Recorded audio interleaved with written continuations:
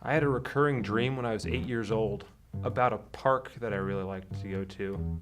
There was a P&G soap factory and steam and things pumping. I was sitting on a park bench with a lollipop, and a person in a lab coat comes up and says something like, "Do you want to see the machine?" And I didn't say yes or no, but eventually like the park became less and less park and more consumed by these pipes and grayness, and the sun got progressively blocked out until it was just the bench left in the scene, and then it would fade away. And I had this dream night after night for a while.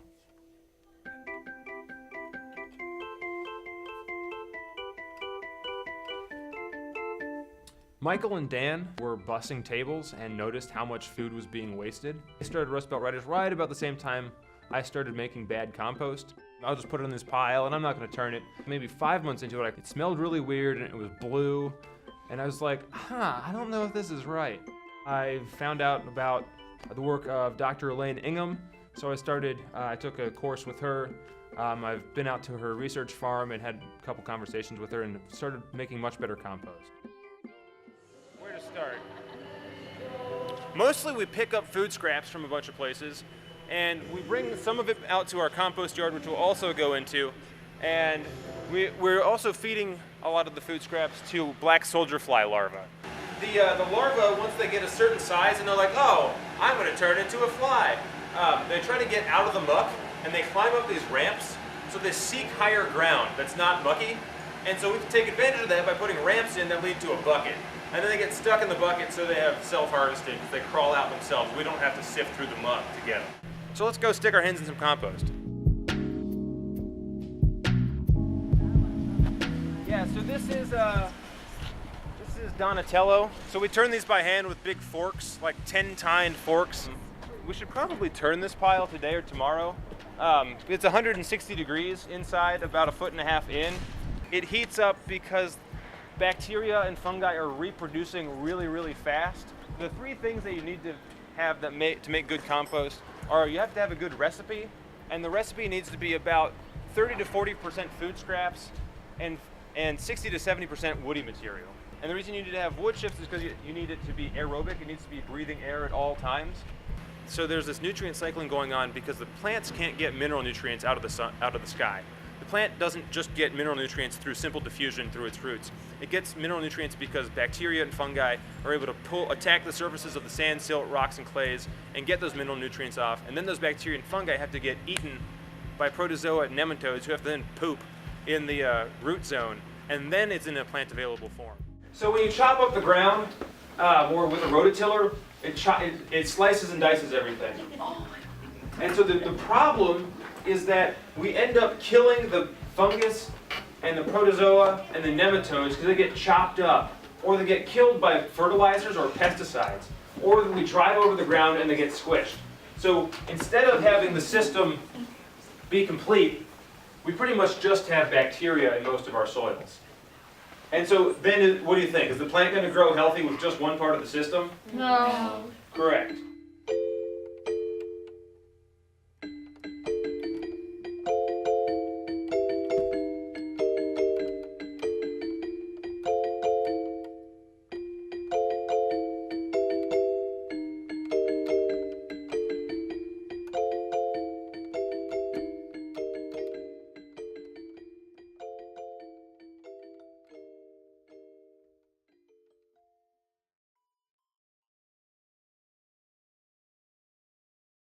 Hi, Jimmy Calabar here, broadcasting from Hong Kong, China.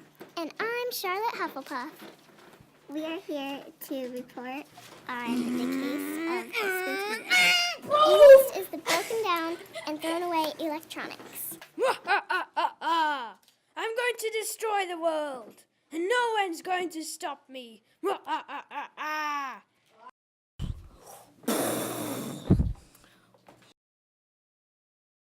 Whoosh! Whoosh, whoosh! Poof. It comes out. The sun will come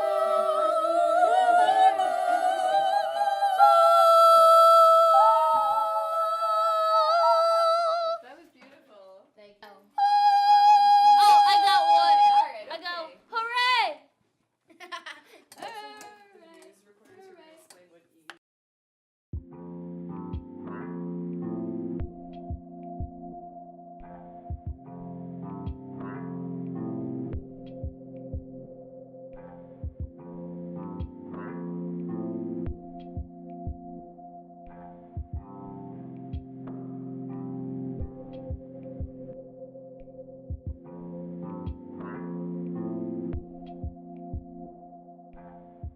In the past, the Earth's soil is still nutrient rich How come?